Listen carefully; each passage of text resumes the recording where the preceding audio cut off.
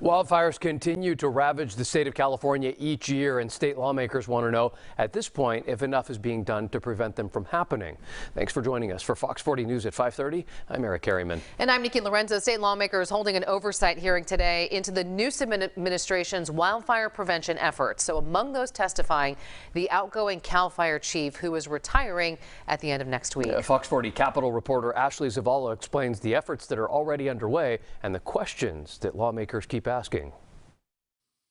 Every acre in California can and will burn someday.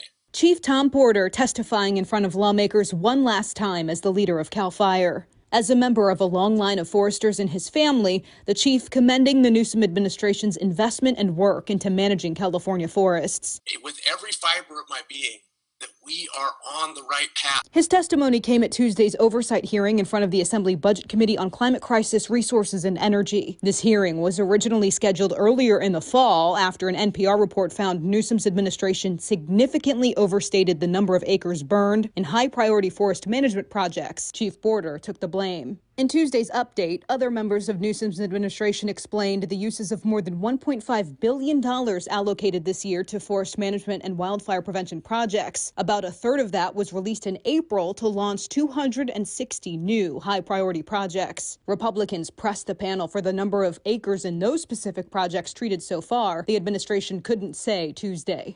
Because I think a big problem here is transparency and really knowing what we are doing on the ground.